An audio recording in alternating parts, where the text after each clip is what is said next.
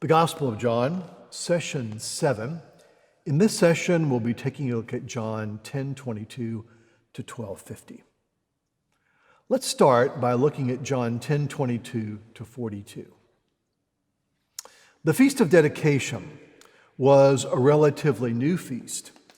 Its origins go back to 167 BC when the king of Syria, who ruled Palestine, attempted to force pagan worship on Israel. A sacrifice to Zeus was offered in the temple, and this was the desolating sacrilege mentioned in 1 Maccabees 1:59. Some Jews among the priestly aristocracy supported this effort, but it led to a Jewish revolt under Judas Maccabeus, who purified and rededicated the temple in 164 BC. In the temple, Jesus is confronted by the Jews, who demand to know if he is the Messiah. All this question has been answered by Jesus back in 10:14 to 18 in an unambiguous way. They refuse to listen to him since they judge according to the flesh, as Jesus puts it in 8:14. Jesus supplies an answer to their question in 10:25 to 30. As Israel celebrates God's renewed presence in the temple, Jesus tells them that human beings have access to God through him. Jesus insists that his works bear witness about him, but that they do not believe because they are not part of his flock. They are unable to hear his voice, and thus they are unable to receive eternal life. The presence of God in the temple has been perfected in Jesus, so that the Feast of Dedication finds its fulfillment in him, just like Passover and booths. Has Jesus committed blasphemy? The Jews certainly think that he has, since as they see it, he is simply a human being who has made himself the equal of God. But Jesus has emphasized all along, as in 8:28, that he does nothing himself, but that all that he does is to fulfill the will of the Father. Jesus is the one whom the Father has consecrated and sent into the world. Jesus invites them to reflect on his works, in which they seem to have great interest, which testify to the fact that the Father is in me and I am in the Father. The Father and the Son, while they can be distinguished, work as one. In 10:40, Jesus crosses the Jordan and leaves Judea. He goes to the place where John the Baptist was baptizing. John the Baptist's witness has borne fruit. On the basis of his witness, and on the basis of their own encounter with Jesus, the people of this area, who are non-Jews, come to faith. John 11:1 through 54. 11:1 through 6 sets the stage for the action. Jesus has a close relationship with Mary, Martha, and Lazarus. 11:2 notes that Mary will anoint Jesus in 12:1 through 3. And 11:5 notes that Jesus loved Mary and Martha and Lazarus. When Jesus learns that Lazarus is ill, he actually delays going to him. While on the surface this seems odd, we have come to know that Jesus does things in his own time. 11:4 gives us a hint about this. Lazarus' illness is not a chance event, but rather it's occurred so the Son of God may be glorified through it. In 11:7 through 16, the disciples are surprised that Jesus wants to return to Judea, for the Jews were seeking to kill him. Jesus will risk death to go to Lazarus, and this foreshadows what he will do on the cross. Jesus refers to Lazarus' death as falling asleep, and this means that Jesus goes to wake him up. Jesus makes it clear that Lazarus has died and that he is happy not to have prevented his death. This makes it clear that Jesus is about to offer another sign which invites belief. The suggestion here is that for the incarnate Word, raising the dead is like waking someone from sleep. Like the miracle of Cana in 2:1 through 11, the healing of the paralyzed man in 5:1 through 17, the feeding of the 5,000 in 6:1 through 15, and the healing of the man born blind in 9:1 through 41. This sign will reveal the mystery of Jesus. Thomas summons his fellow disciples to die with Jesus in 11:16. 17 to 27. By the time that Jesus reaches Bethany, Lazarus has been dead for 4 days. In Jewish tradition, it was thought that the spirit of a person departed in 3 days, and this means that Lazarus is certifiably dead. Martha goes out to meet Jesus, and while Mary remains back home to mourn, the period of mourning generally was about 7 days. Martha has faith in Jesus, but is puzzled by his actions. Why wasn't he there? Jesus refers to the resurrection of the dead, in which many Jews believed. Jesus moves from this affirmation that the dead will be raised at some point at the end of history to an affirmation about himself. I am the resurrection and the life. To have faith in Jesus is to share in his life and share in his entering into communion with God. Jesus asks Martha if she believes this, and this results in a confession of faith. Yes, Lord, I believe that you are the Christ, the Son of God, who's coming into the world. This is a true confession of faith which clearly goes well beyond traditional Jewish messianic expectations. In 11:28-37, Martha returns to her house to tell her sister Mary that Jesus is calling for her. Mary then goes to find Jesus, who is still outside Bethany. Note that in 11:32, Mary says the same thing that her sister said in 11:21. They both express faith in Jesus' power to heal. The Jews have accompanied Mary in her mourning, and Jesus now beholds both they and Mary weeping. Jesus is deeply moved and greatly troubled in 11:33 by this. This will happen again in 12:27 at Jesus' hour. Jesus is deeply moved at two levels. First, he's responding humanly to the death of someone he loves and the grief of those around him. Second, he's responding to the reality of death and what it says about the human state under sin. If we think of Jesus as filled with the love of God, we can begin to imagine, but only begin to imagine, the sense of his grief.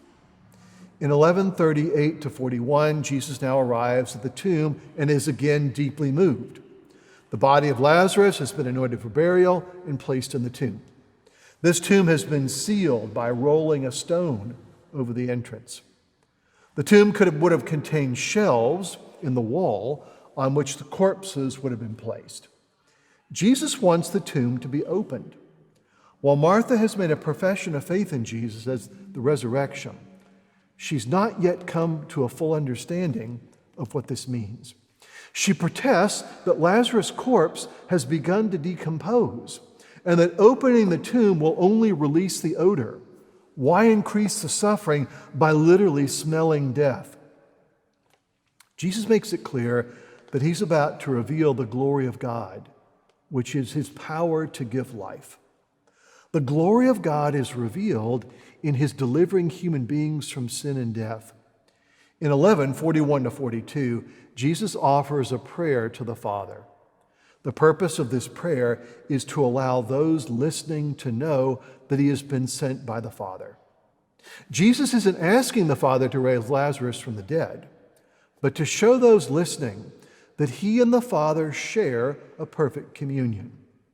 What is said about what is about to happen will be done by the Father and the Son acting in concert. The actions of the Son reveal the glory of the Father, and the Father glorifies the Son. In 11:43, what Jesus says now takes place. The dead hear his voice and come out of their tombs. It's important to notice that Jesus raises Lazarus from the dead by command. This, of course, takes us back to 1:1-3. Jesus is the word of life. The release of Lazarus from death is signified by the removal of the burial linen. Lazarus is no longer dead. As a sign, this indicates that Jesus' resurrection will free human beings from death. They will be unbound and set free like Lazarus. In 11:45-54, the response to raising of Lazarus is mixed. Some of the Jews who came to mourn actually believe. In their case, the sign conduces to faith. Notice that some of them accept that Lazarus was raised from the dead, but this only hardens their opposition. The reasoning of the council is interesting. If Jesus is allowed to continue his signs, many people will believe in him, and the Romans, interpreting this movement to be messianic and a rebellion, may resort to force. And this might involve the destruction of the temple. Ironically, a Jewish rebellion seeking to defend the nation and the temple results in this very thing. Caiaphas unknowingly speaks prophetically. It's best for one man to die for the whole nation, he says in 1151. Note the interpretation of Jesus' death in 1151 to 52. John 11:55 to 12:11. In 11:55 to 57, the stage is now set for Jesus' arrival in Jerusalem. Passover was a pilgrimage festival, which meant that it could only be celebrated in Jerusalem. In order to celebrate the Passover, pilgrims would have to be ritually pure and so would arrive in Jerusalem early to wash in the various pools around the temple. The tension in the city is made clear here. The chief priests and the Pharisees are determined to arrest Jesus, having already made plans to execute him in 1153. In 12:1 through 11, there's a symbolic scene which anticipates Jesus' death and takes place 6 days before the Passover. In the context of a dinner given by Martha, Mary anoints Jesus' feet with a pound of scented oil. This anticipates the large quantity of perfumed ointment which Nicodemus will bring to Jesus' tomb in 1939. At this dinner, Jesus is being symbolically prepared for burial. Mary wipes Jesus' feet with her hair, and this anticipates Jesus washing the feet of the disciples in 13:1 through 20. Both the preparation for burial and the washing of the disciples' feet symbolize Jesus' self-oblation on the cross. The whole house is filled with the fragrance of the oil, and this symbolizes the extravagance of Jesus' love. Judas Iscariot protests against the waste, but his protest is completely insincere, for he has stolen money from the common purse. Jesus' words in 12:8 recall Deuteronomy 15:11. There will always be the opportunity and the obligation to help the poor, but the poor will always be with you, while Jesus will not. The situation now grows more tense, as the Jews are now determined to kill not only Jesus, but Lazarus as well. The stage is now set for Jesus' arrival in Jerusalem and all the events that will unfold. John 12:12 through 19. As he enters into Jerusalem, Jesus is given a royal and messianic welcome. Palm branches were symbols of Jewish nationalism and liberation and had their origin in the Maccabean revolt against Greek rule. See 1 Maccabees 13:51. He's also given the messianic greeting in 12:13, which comes from Psalm 118, 25 to 26. Jesus is also hailed as Israel's king. The crowd may think of Jesus as a kind of warrior king who's come to liberate Israel from Roman rule. This is the way that the Jews will present Jesus to Pilate. What Jesus does in 12:14 may be understood as a response to all of this. He enacts Zechariah 9 through 17. And Zechariah 9:9 is quoted in 12:15. In doing this, Jesus sends a message that he is the Messiah, but that he has come in to usher a reign of peace. He has not come to drive the Romans out of Judea. It becomes clear that the crowd and Jesus have very different understandings of what a king is and what a Messiah is. 12:16 makes it clear that when this happened, the disciples did not understand the significance of Jesus' actions. Understanding only came later, when they reflected on these events after the resurrection. The crowd which witnesses the raising of Lazarus has followed Jesus to Jerusalem. This group has arrived at an incomplete faith, even as eyewitnesses to Lazarus being raised from the dead. This popular acclaim clearly frustrates the Pharisees, since their intention is to have him arrested. John 12:20 to 26. Now some Greeks, that is, some Gentiles, enter into the drama. They may be God-fearers or Gentiles who have an interest in Judaism but have not yet converted. They have come to celebrate Passover. It's significant that at their appearance, Jesus begins to talk about his hour, the hour of his glorification. This is a reference to his death and resurrection. And this is another indication that Jesus will create a new Israel, which will include Gentiles. This has already been mentioned in John 10:14-16. The image of the grain of wheat shines a light on the nature of Jesus' hour. In order for there to be wheat, grains of wheat have to die by being put in the ground. But this death actually yields fruit. The same is true of Jesus' hour. He will die, but his death will bear fruit in new life. The pattern of Jesus' life and death is the pattern for Christians in 12:25-26. Jesus' disciples are to be characterized by loving self-sacrifice, for they understand that life is kept by giving it away. Ironically, it is by giving one's life away, by expending it in the service of God, that one actually receives true life. John 12:27-36. This scene resembles the synoptic account of the Garden of Gethsemane. Note Mark 14:32-42. Jesus says that his soul is troubled at what approaches, and yet he says that he will not ask the Father to save him from this hour. The reason that this hour defines his mission from the Father. This hour is the hour of the Father's glorification in the Son's death, for the self-offering of the Son reveals the Father's glory, which is his love. Bearing witness to the Son, the Father responds, I have glorified it, and I will glorify it again.